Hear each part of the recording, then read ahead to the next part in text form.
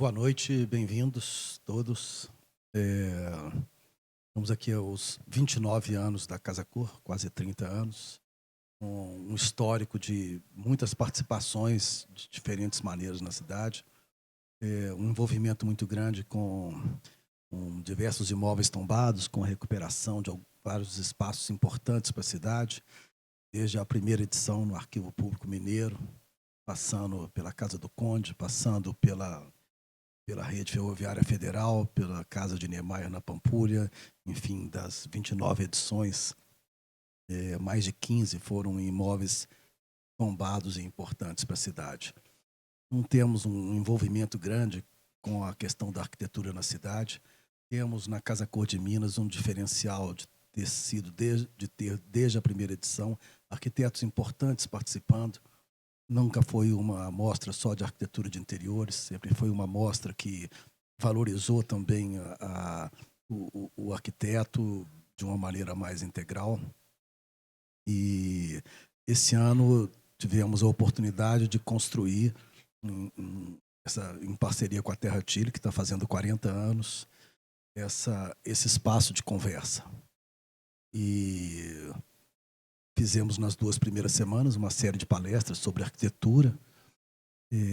Na semana passada, algumas conversas sobre urbanismo, com foco em Belo Horizonte, na arquitetura da construção da cidade que nós queremos viver. E nessa última semana, com muito mais do que a parceria, com uma participação muito importante do CAL, e agradeço a equipe do CAL, na presença da sua presidente, Cecília, e nessa conversa politicamente mais objetiva sobre como podemos construir uma cidade de Belo Horizonte melhor para todos nós, melhor para toda a população. Obrigado ao CAL, obrigado aos candidatos. Gabriel, que é uma pessoa há muitos anos participante ativa, um visitante ativo da Casa Cor de Minas. Obrigado também ao nosso candidato à vice-prefeitura, Paulo Brant. E bem-vindos. Obrigado, João. Gostaria de passar a palavra para a nossa presidente do CAL Minas e registrar a presença da nossa conselheira federal, Fernandes Basques. Cecília. Pessoal, boa noite, mais uma vez.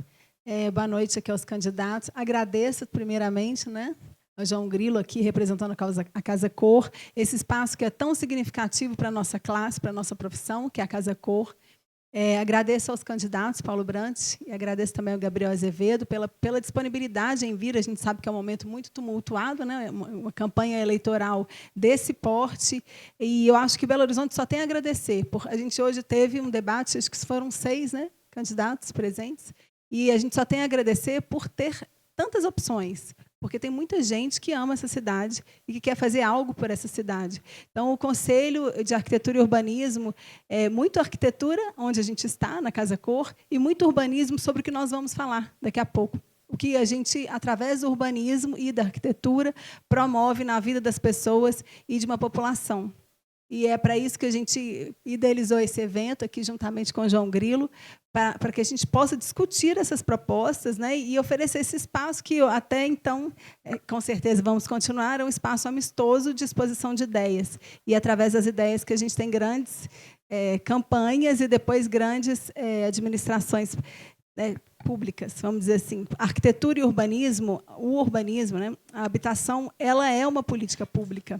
Ela tem que estar em todas as campanhas, e o arquiteto urbanista, eu sempre disse aqui o dia inteiro, vou dizer mais uma vez, que o arquiteto urbanista deve estar nas prefeituras, ajudando a promover, a fazer planos diretores, e contem com a participação do Conselho para isso. Muito bem-vindos, muito obrigada. Obrigada, Cecília.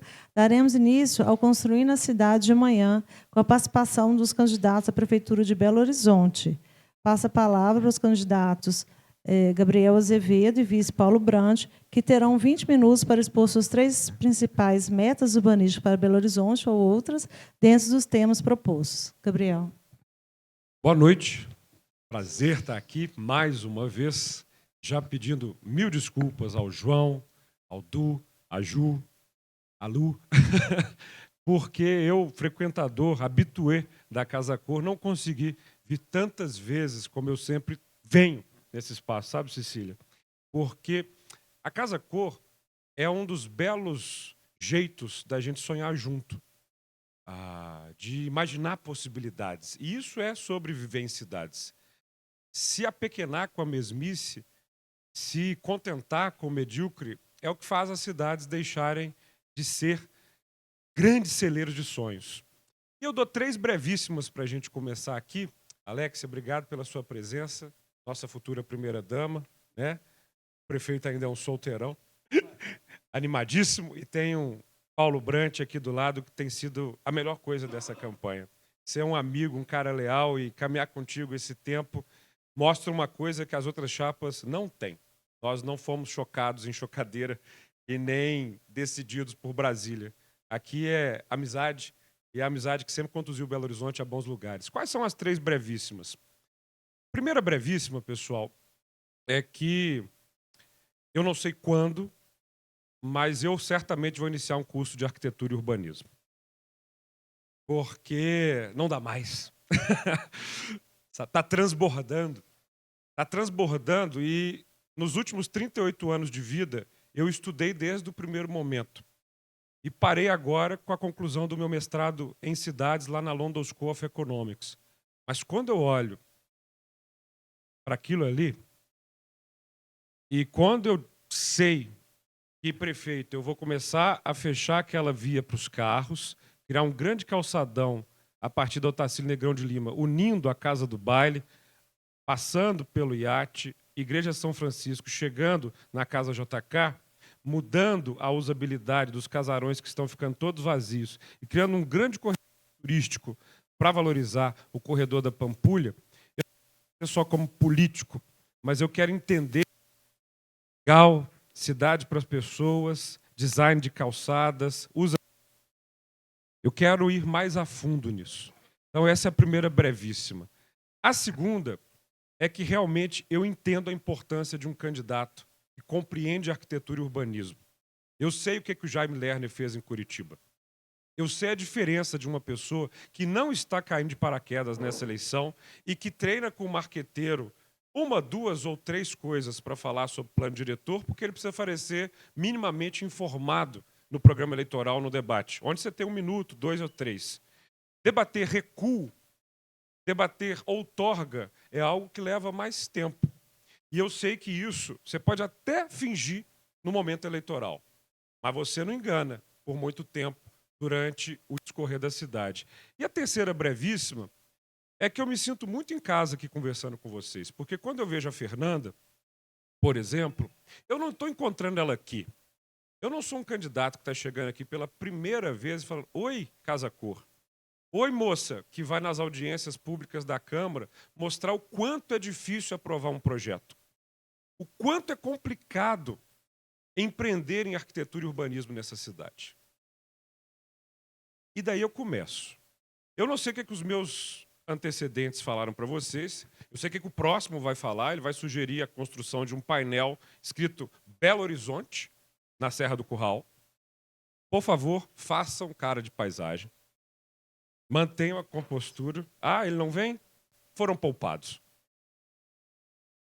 Foram poupados. Porque se nós estamos numa campanha em que um candidato, nome Carlos Viana, tem como promoção de turismo a construção de um painel, de um letreiro, escrito Belo Horizonte, na Serra do Curral, vocês vejam o nível de ignorância, que não sabe que é tombado, parará. Mas o que me assusta é o nível de baranguice, que é uma coisa cafona. E nós, no poder público, precisamos voltar a falar do que é belo. As cidades precisam ser bonitas. Veneza não é à toa. Paris não é por acaso. Falta uma obra ali, João. Esses dias eu falei isso numa entrevista e todo mundo falou: qual? Falta uma. Eram 5. O cassino, a Casa do Baile, o Iate Golf Clube, porque o zoológico era a área do golfe, e a sede administrativa também é do Niemeyer, a igreja, e lá do outro lado, onde há uma península, haveria um hotel. A planta está na Fundação Niemeyer. E é o prefeito tira do papel. Isso é promover Belo Horizonte turisticamente. Opa! O prefeito está fazendo a 5ª obra inacabada do Niemeyer na Pampulha. Claro, limpando a lagoa também, unindo o esgoto. Mas isso é entender a vocação da nossa cidade. Quantos candidatos sabem que tem uma 5ª obra que não foi feita? Quantos sabem o que foi a epopeia dessa cidade de 40 a 43 e de toda a briga do prefeito com Dom Cabral, que não deixou inaugurar uma igreja porque tinha um cachorro do Portinari? Nós estamos em 2024 e ainda tem candidato que acha que o pecado limita a arquitetura. Eu não sei o que eles disseram para vocês, mas a única coisa que um candidato a prefeito em 2024 pode dizer para um público tão seleto é que o próximo prefeito tem 2 principais tarefas.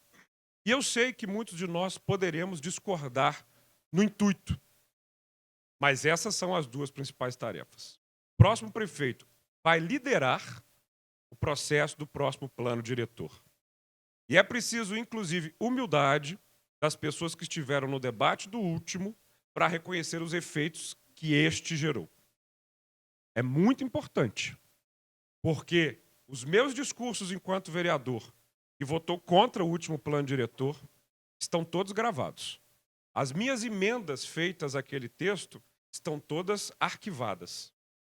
A minha briga mostrando que a senhora Maria Caldas enviou um substitutivo, faltando 30 minutos para a votação, apreciado por 41 colegas, dos quais praticamente todos sequer leram, para beneficiar um ou outro, e eu aponto o dedinho, foi trágico. Essa é a principal tarefa do próximo prefeito, seguida e ladeada de que o próximo prefeito, a partir de 2027, com a conclusão de um contrato de ônibus que vem de 2008, terá de fazer outro contrato de ônibus. Não é trivial. Não é banal. E se eu fosse vocês, conferia de imediato a prestação de conta dos candidatos. Tem um recebendo de empresários de ônibus. Só um.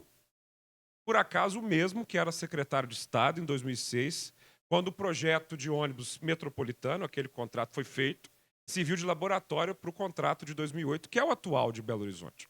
Por que eu estou dizendo que essas são as 2 principais tarefas, mas desdobro em código de edificações, código de posturas, que tem muito a ver com a nossa questão. E mais um ponto, que eu não falei em nenhum lugar, mas deixei para falar aqui. A reestruturação do Conselho Municipal do Patrimônio, do qual eu fiz parte 2 vezes. Gente, uma amiga minha, aliás, vários dos senhores já me bateram um gancho. Gabriel, pelo amor de Deus, me ajuda. O empreendedor vai desistir do projeto. Eu estou com uma casa ali no lugar tal e ninguém analisa. Floresta, uma casa antiga. O pessoal da Copa Cozinha adquiriu ali uma casa, trabalho maravilhoso, dá uso ao imóvel histórico, parará, poruru. O papel na minha prefeitura não fica na mesa ao bel prazer do servidor. Isso tem que acabar. Os critérios são objetivos e não a partir da invencionice de cada um e do gosto de cada um, e o prazo é determinado.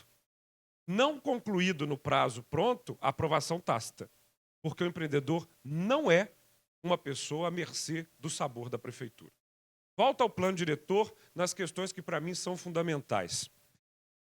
Eu desenharia, se tivesse aqui um quadro, mas todo mundo sabe que essa cidade foi em 4 anos, no perímetro da Avenida 17 de Dezembro, se expandiu para aquela região nos anos 40, depois se expande nos anos 50. E o nosso problema primordial de urbanismo é que essa radialidade em formato de L criou 2 artérias entupidas, né? A do vetor de Venda Nova, Antônio Carlos, Cristiano Machado, e a Amazonas ali indo para a cidade industrial Contagem. A área de crescimento para qualquer estudante de urbanismo, que se for dado a ele o exercício, para onde a cidade vai expandir, ele vai ver uma mancha em L, algumas manchinhas ali na direção de Confins, vai falar, a cidade vai ser preenchida para cá. Porém, o plano diretor nos perverteu. Por quê? A capacidade de adensamento de Belo Horizonte foi implodida. Enquanto do lado havia o sábio município de Nova Lima, sem estrutura de sustentabilidade, de esgoto, de mobilidade, falou, vinde a mim. E o prédio mais alto de Minas Gerais está a 200 metros de Belo Horizonte, espelhado. Se hoje quisermos fazer o Acaiaca, é impossível, coitado do Redenvim. Se hoje o conjunto governador Kubitschek fosse tentado, a Corbusier teria um infarto. Não dá. Sendo que aquela obra maravilhosa que eu ajudei a tombar, está lá funcionando muito bem, obrigado. Mas é impossível fazer um conjunto de JK hoje pelas regras atuais.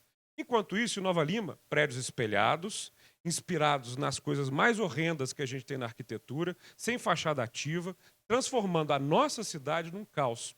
E aí vem uma questão de sustentabilidade, que eu vejo muito candidato falar de sustentabilidade de maneira trivial. Grande ponto de sustentabilidade de uma cidade é não se espalhar no território de maneira horizontal, como um câncer. Não.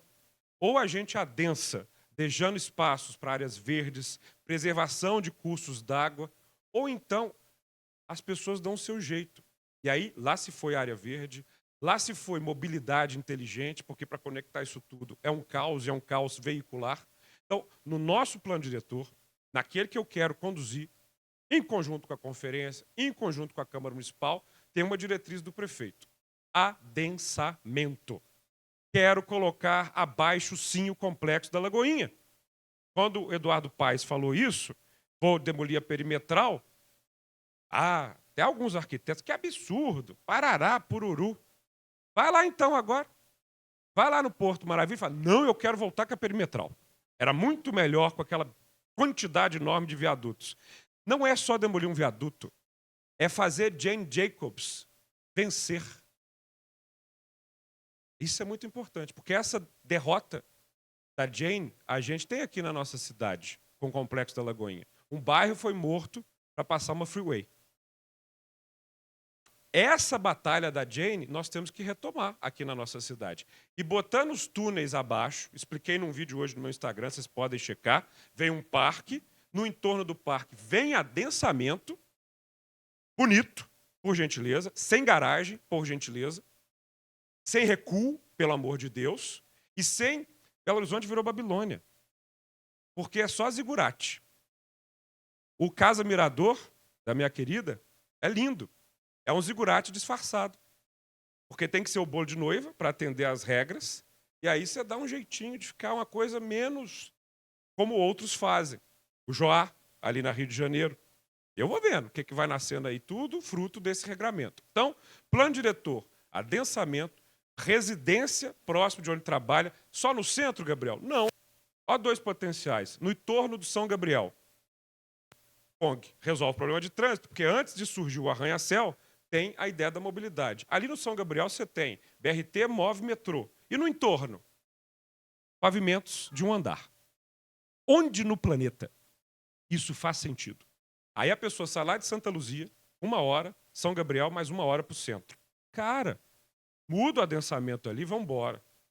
Bairro São Francisco, do lado do UFMG, comunidade acadêmica de uma joia que a gente tem na cidade. Quem mora perto? Aí vem me falar que BHTEC é estímulo Me ajuda. Alguém vai caminhando para o BHTEC? Tem barzinho do lado do BHTEC? Mora no BHTEC? Não. Agora, no bairro São Francisco, do lado do UFMG, tem galpão. Ali pode ter adensamento. Claro, tem MOVE do lado, tem uma universidade do lado. E na hora que eu crio um bocado de cafezinho, de bar, de startup, aí eu vou ter o nosso Vale do São Francisco. Claro, porque é dessa sopa, desse caldo social que vem inovação. Então, primeiro ponto, o nosso plano diretor compreende que Belo Horizonte não é uma ilha. A região metropolitana hoje nos canibaliza, atrai investimentos, empregabilidade, suga a nossa população. Pela primeira vez na história, Belo Horizonte diminuiu, de acordo com o IBGE. E isso é que gera um dos caos no trânsito. E aí eu começo a falar, claro, que o prefeito tem que ser um líder de região metropolitana para conduzir Sabará e Nova Lima na criação do Parque Metropolitano da Serra do Curral. Não é só deixar o cartão postal lá imutável. É conduzir essa área a uma lógica de buffer zone. Istambul já está fazendo. O Bois de Boulogne, né? Londres tem vários. Uma cidade não cresce indefinidamente, porque senão ela fica insuportável. Aliás, está. Né? E também tem que integrar, portanto, num bilhete único. E o transporte coletivo, cujo contrato vai vencer no próximo mandato, ele tem que partir de um pressuposto que particiona o serviço, garagem para um, bilhetagem para outro, ônibus para mais um. E, muito importante, iniciar novos modais. Quando eu falo que eu quero fazer as pessoas voltarem a sentir orgulho de Belo Horizonte, é porque lá no meu apartamento tem um quadro que eu comprei na Casa Cor. Quando a Casa Cor fez a edição que eu mais gostei ali na Rua Sapucaí. Vão lembrar o quadro do Wilson Batista, que era um fotógrafo dos anos 40, que se amarrava numa asa de avião para fazer fotos de Belo Horizonte aéreas. E ele fotografou o eixo da Afonso Pena com o Amazonas, com uma rotunda de bondes e aquelas linhas centrais. Não é o passado, é o futuro. A Arquiteta da Pena tem um estudo que mostra isso. Eu quero iniciar o modal de VLT na cidade, que é muito funcional. Me desculpe quem quer uma ciclovia nas pistas centrais. Eu quero um VLT. Eu quero um VLT para tirar aquela quantidade absurda de ônibus e retomar a Afonso Pena como via cívica e não como lugar de passagem. Champs-Élysées já fez, Gran Via já fez, posso citar várias outras. E esse repertório, num prefeito, não é mitideza, é necessidade. Me desculpem se os outros candidatos não sabem o que está acontecendo em Barcelona e afins. E eu sei. Sabe por que eu sei? Porque eu não quero a nossa cidade mirando no interior do grotão do Brasil, com todo respeito a essas localidades. Eu quero mirando lá. Eu não quero ficar para trás. Eu não quero que as pessoas viajem para fazer lá fora tudo que elas poderiam estar fazendo aqui dentro. Aqui, condomínio, carro, escritório, trânsito, Netflix. Lá fora, acordar, caminhar na rua, almoçar num parque, no museu, viver a joie de vivre. Pô, se a tua vida vai ser só nas férias, você não sabe o que é morar numa cidade. E aí, gente, eu passo para o meu amigo Paulo Brant, pincelando que a gente tem muita coisa para tratar. No Conselho de Patrimônio, vocês não podem passar essa raiva, ao mesmo tempo que o uso do patrimônio da cidade, tentei fazer essa mudança, tem que ter uma UTDC que se reinventa de 10 em 10 anos, ou seja, um imóvel tombado ele tem que ser uma mininha de recurso que sempre se requalifica, porque aí o dono do imóvel histórico vê valor em mantê-lo, dar vida a ele e cuidar. Isso é uma mudança simples que eu tentei fazer na Câmara e o prefeito vetou. Outra coisa, você o caça-recuo, tá? Acabou recuo. Acabou. Área central, linha de calçada. Poxa, o ano é 2024.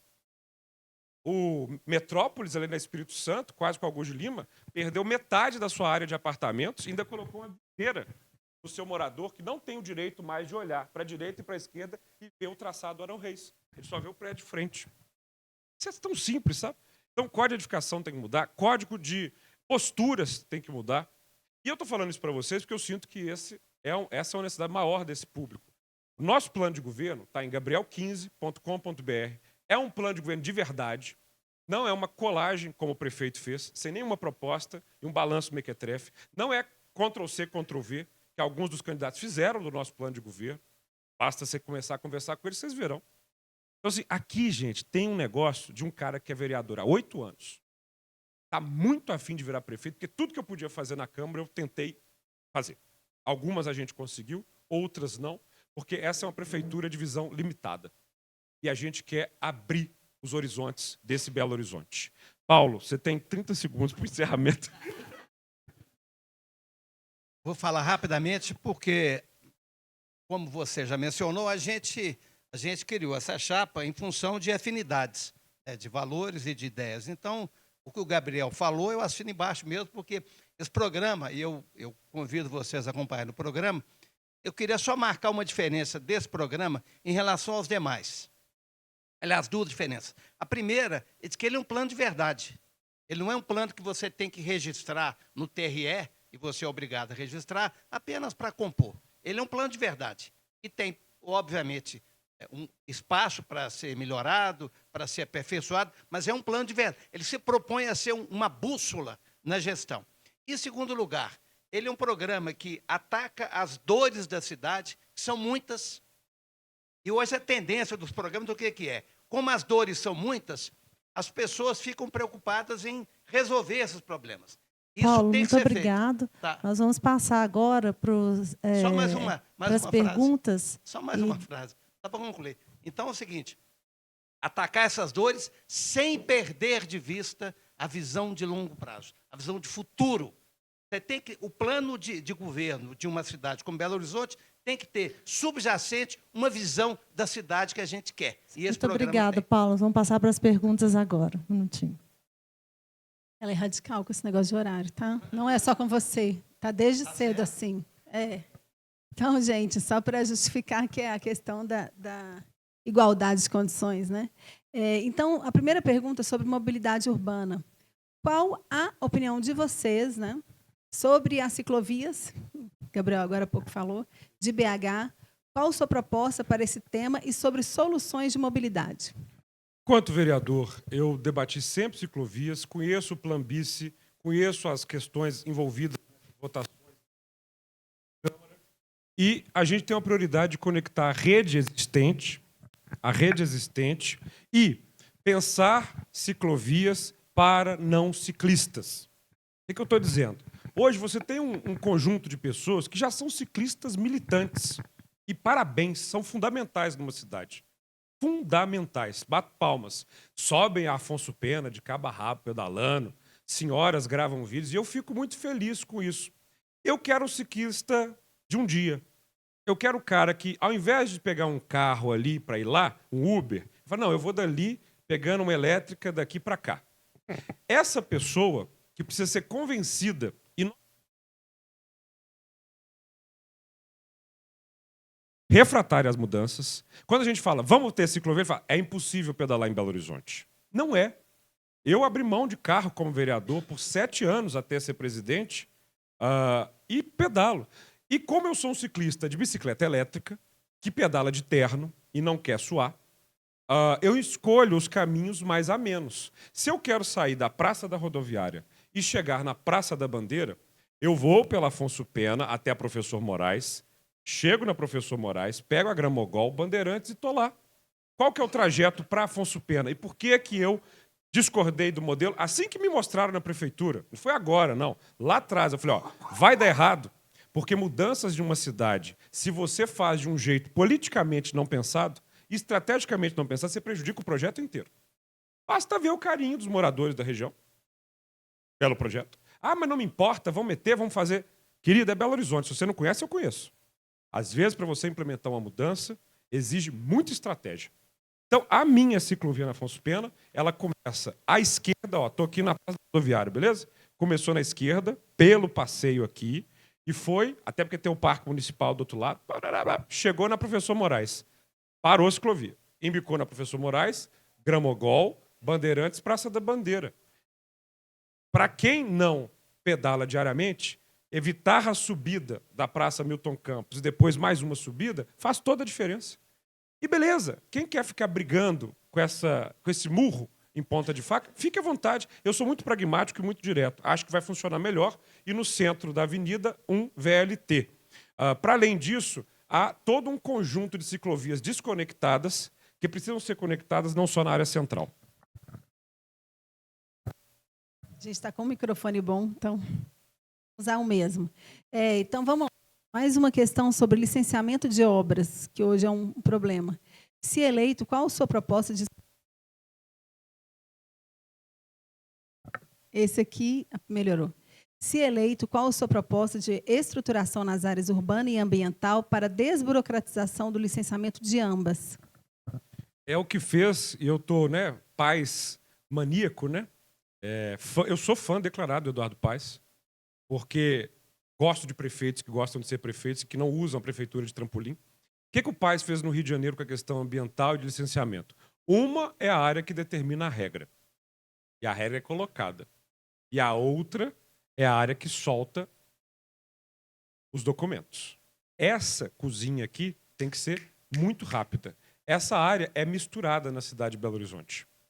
E pior, não tem critérios objetivos. Não vai ter um critério que não seja objetivo, Coloquei aqui no plano de governo, para alguns casos, o prazo de 45 dias, não sendo concluído pela prefeitura, igual o Rio. Olha, o Rio de Janeiro fez.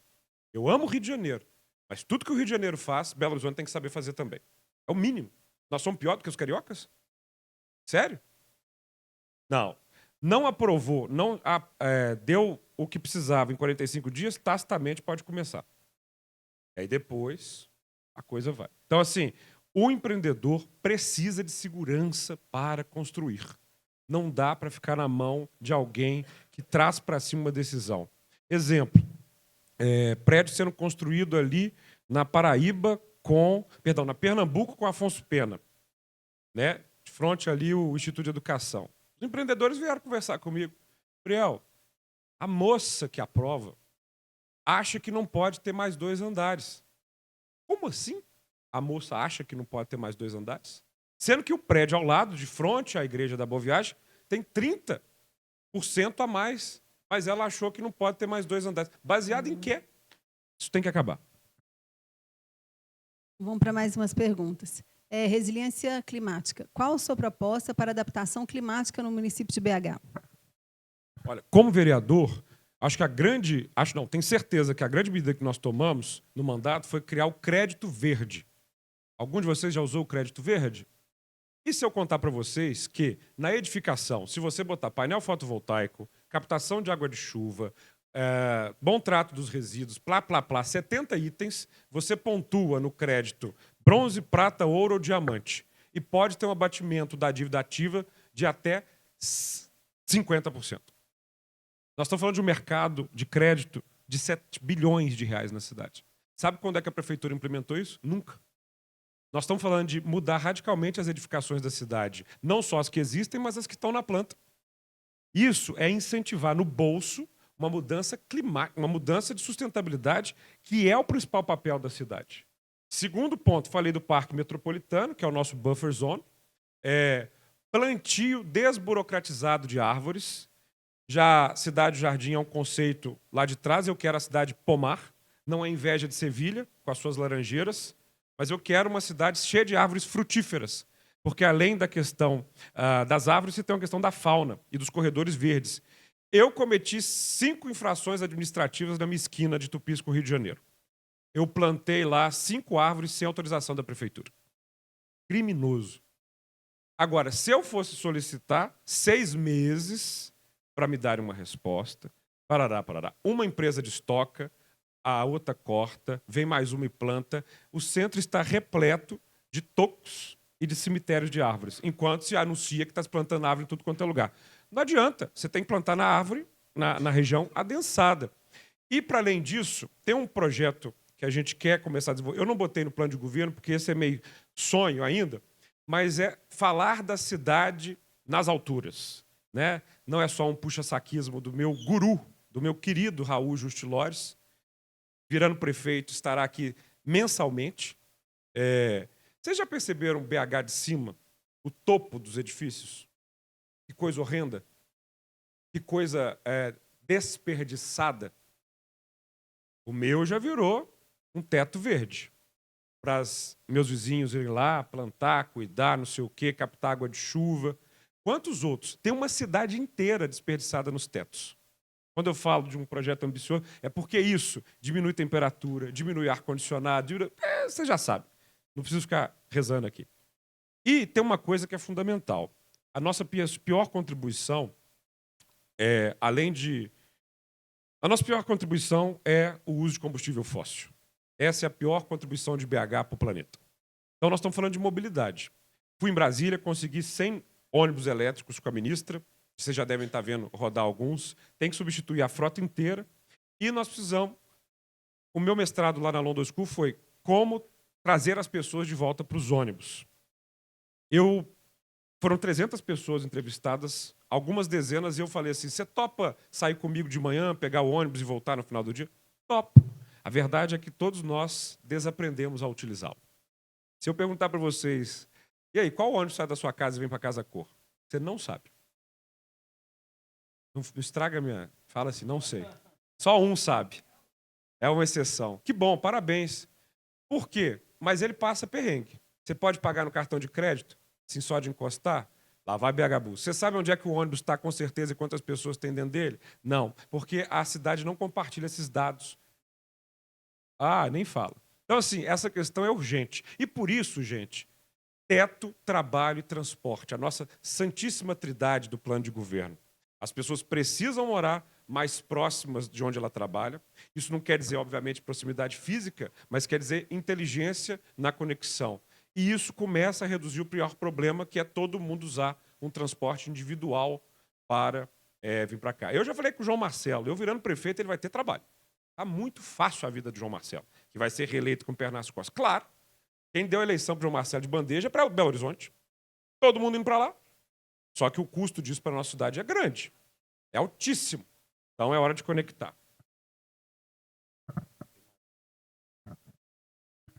Gente, o tempo está esgotado. Obrigado, Gabriel. Obrigado, Paulo Brandt, pelas considerações. Vou passar agora a palavra para o João Grilo para a gente fazer as considerações finais da nossa sessão.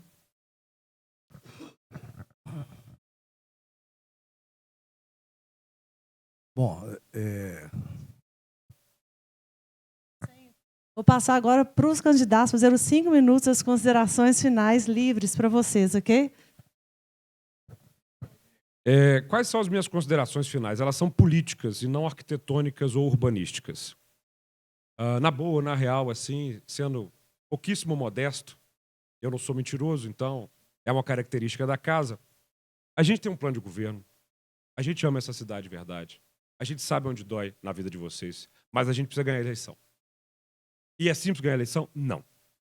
Qual que é o cenário que nós temos aqui hoje? Vários. Mas Belo Horizonte pode dar um recado grande para o Brasil, para uma angústia que eu sei que está no peito de muita gente. O Rio, lá em 2016, o Eduardo Paes, ele disputou. O Eduardo Paes perdeu para o Crivella. Crivella tinha mais conhecimento de uma fatia da população. E disse que ele queria ser o prefeito do povo e cuidar do Rio de Janeiro. Deu no que deu. Deu no que deu. Qual que é a nossa realidade política aqui, gente? Temos 2 apresentadores de televisão com popularidade. Talvez em algumas bolhas, tem gente que vira para mim e fala assim, quem que é esse Tramonte? Ela não assiste Record à tarde. Olha lá, eu nunca vi falar desse Tramonte, como é que esse cara está lá na frente? Liga a TV à tarde, meu amigo. Balança Minas Gerais. 16 anos disso. Me dá um programa à tarde. Me bota para falar com uma cobra de pelúcia lá, igual ele fala. Você fica conhecido. E nós não podemos cair nesse truque de novo. Isso é muito sério. Cara, durante os 4 anos que essa cidade vai fazer o plano diretor e o contrato de ônibus, nós vamos dar para um apresentador de televisão que lê teleprompter? Por favor, me ajudem a espalhar isso. Ele teve 500 mil votos na primeira eleição dele para deputado, caiu para 100 mil depois, porque ele não ia votar na Assembleia e ficava apresentando o programa. Esse é um dos candidatos. O Viana foi eleito senador porque as pessoas não queriam a Dilma, votaram nos 2 melhor pontuados, lá foi ele. O grande feito foi fazer aquilo na política que ele discordava muito quando era jornalista, colocar a família lá dentro. O filho virou deputado. Então, nós temos 2 apresentadores de televisão. O prefeito, com todo respeito à sua questão pessoal que ele está enfrentando, é o atraso. Não pela idade, não pelos suspensórios, é o atraso mental. Mental. Está lá para servir empresário de ônibus, que são os amigos dele. Eu tiro esses 3, nós ficamos com quem vai estimular a briga Lula-Bolsonaro. Eu não sou candidato a prefeito do Lula, eu não sou candidato a prefeito do Bolsonaro.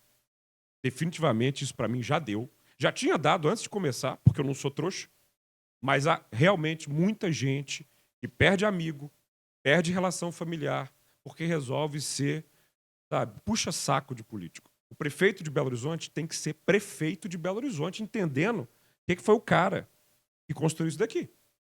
Ele não teve voto, foi indicado pelo Benedito Valadares, virou prefeito aos 38 anos, fica a dica, mas fez da nossa cidade o que ela virou. Se o principal interesse de um candidato a prefeito é servir de um tabuleiro de war para 2026, aqui vai ter uma cidade a favor do Bolsonaro, aqui vai ter uma cidade a favor do Lula, estamos lascados. Porque prefeito puxa-saco não é atendido.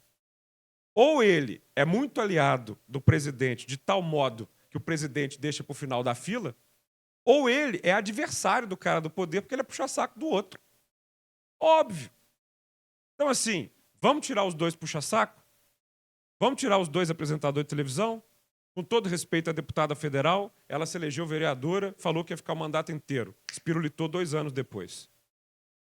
Deixou todas as bombas da Câmara Municipal para o papai aqui, que falou que é candidato 4 anos, e cumpre a palavra. Depois ficou deputada federal 2 anos. E já está querendo ser prefeito. Isso, para mim, não é amor pela cidade, é carreirismo puro.